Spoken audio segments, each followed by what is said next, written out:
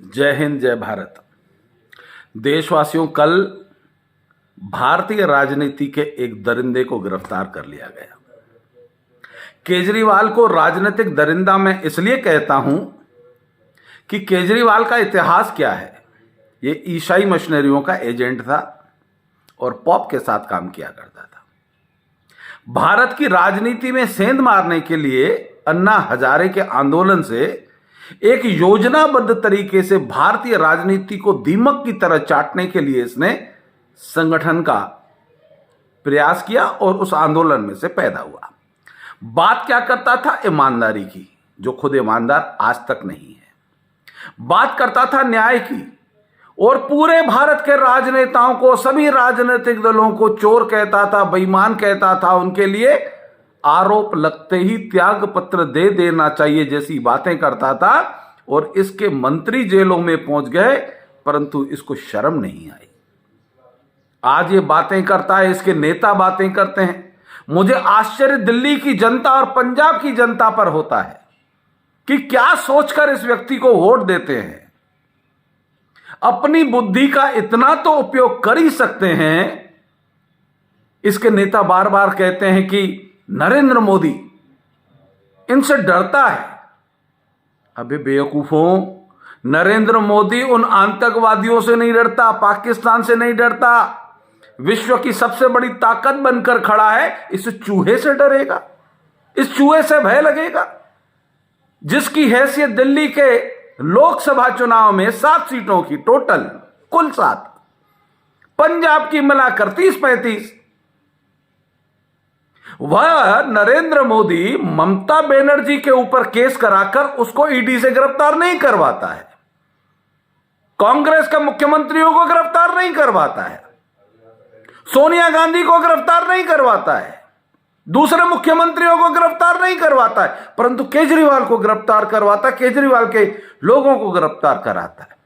इन दरिंदों का भारत के संविधान में कोई भरोसा नहीं है।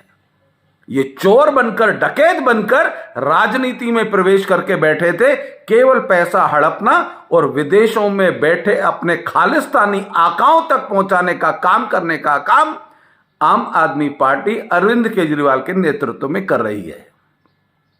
दिल्ली की जनता के पास अब भी मौका है, अपनी बुद्धि का उपयोग कीजिए।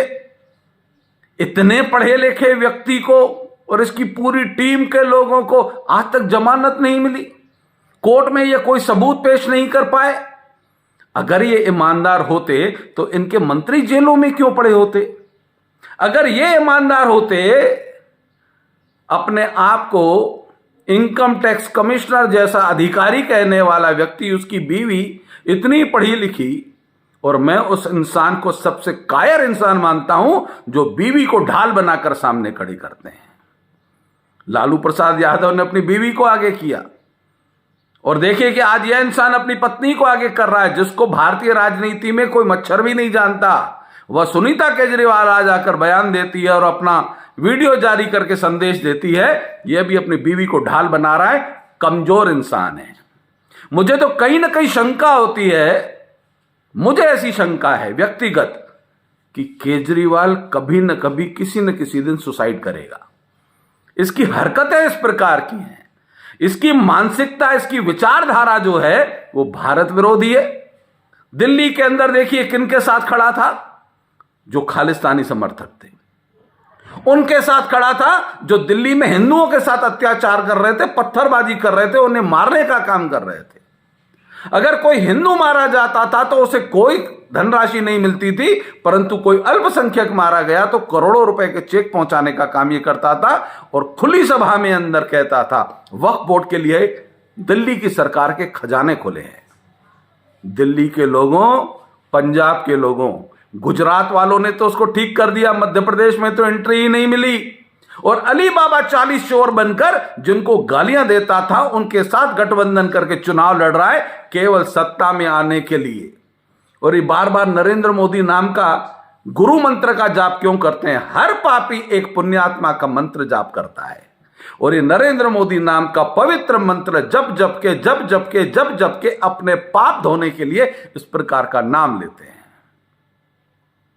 केजरीवाल का जेल जाना इस देश के मतदाताओं को यह संदेश है कि नरेंद्र मोदी जी ने जब भी कहा, जो भी कहा, वह सच कहा। वह वीडियो भी मैं आपको सुनाता हूं, गौर से सुनिए इस वीडियो को। कुछ लोग अगर ये मानते हो कि आगे देखा जाएगा, तो कम से कम वो मुझे पहचान ले।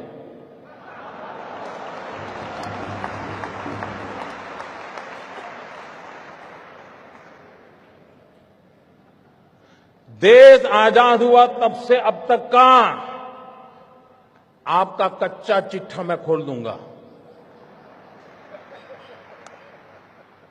जिनके पास ये बेईमानी का है वो मान के चले कागज का टुकड़ा है, वो ज्यादा कोशिश ना करें, ज्यादा कोशिश ना करें, वरना सरकारी मैं इसके लिए अगर 1 लाख नए लड़कों को नौकरी देनी पड़ेगी दूंगा और कोई इसी काम में लगाऊंगा। लेकिन देश में ये सारा कारोबार बंद चल रहा है, उसको बंद करना है। और अब लोग मुझे समझ गए हैं। इतने दिन उनको समझ नहीं आया, लेकिन जरा ये डोज ज्यादा आया तो समझ आया। लेकिन ये एंड नहीं है, ये पूर्ण विराम नहीं है। मैं हाथ खुल करके कहता हूं, ये पूर्ण विराम नहीं है। देश में भ्रष्टाचार, बेईमानी बंद करने के लिए मेरे दिमाग में और भी कई प्रोजेक्ट चल रहे हैं।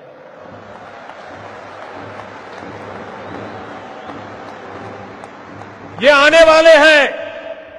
ये ईमानदार लोगों के लिए मैं कर रहा हूं जी, देश के गरीब लोगों के लिए कर रहा हूं। मेहनत करके जिंदगी गुजार रहे हैं, उनको अपना घर मिले, उनके बच्चों को अच्छी शिक्षा मिले, उनके घर में बुजुर्गों को अच्छी दवाई मिले, इसके लिए मैं कर रहा हूं। मुझे गोवा वासियों के आशीर्वाद चाहिए।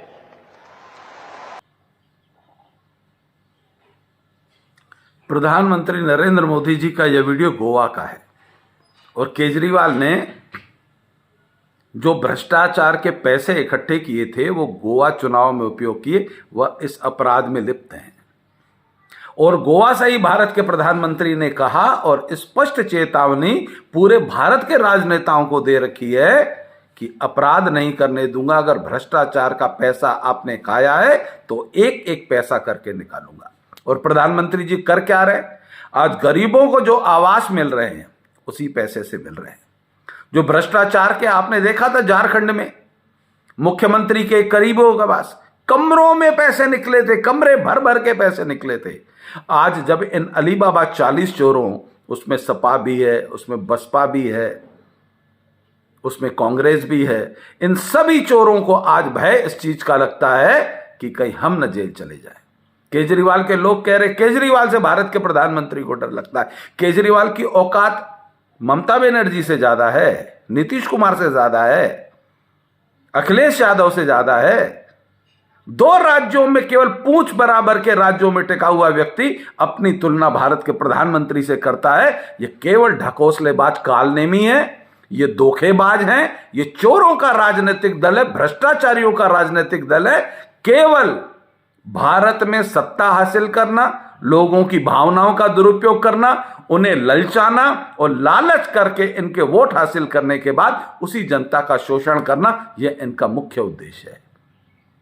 मैं भारत के सभी उन मतदाताओं से आग्रह करता हूं, ईमानदार व्यक्तियों को चुनें, श्रेष्ठ व्यक्तियों का चयन करें। अगर आपको भारत के प्रधानमंत्री नरेंद्र मोदी जी के नेतृत्व में भी अगर कोई ऐसा व्यक्ति आपको लगता है जो भ्रष्टाचार में लिप्त आपको महसूस होता है, उसके पक्ष में मतदान मत कीजिए, परंतु यह भरोसा रखिए कि भारत के प्रधानमंत्री के नेतृत्व में भ्रष्टाचार नहीं होगा। भारतीय जनता पार्टी का भी कोई राजनेता अगर थोड़ा सा उचित अनुचित वक्तव्य देता है तो उसकी टिकट काट दी जाती है। यह भारत का प्रधानमंत्री आपको संदेश देता है, न खाऊंगा न खाने दूंगा, न गलत करूंगा न गलत सहन करूंगा।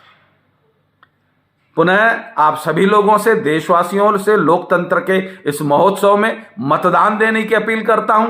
परिवारों से निकलिए, देश के लिए मतदान कीजिए, श्रेष्ठ भारत के लिए मतदान कीजिए, अपने परिवार की सुरक्षा के लिए मतदान कीजिए, सनातन धर्म की सुरक्षा के लिए, स्थापना के लिए और भारत को मजबूत करने के लिए मतदान कीजिए।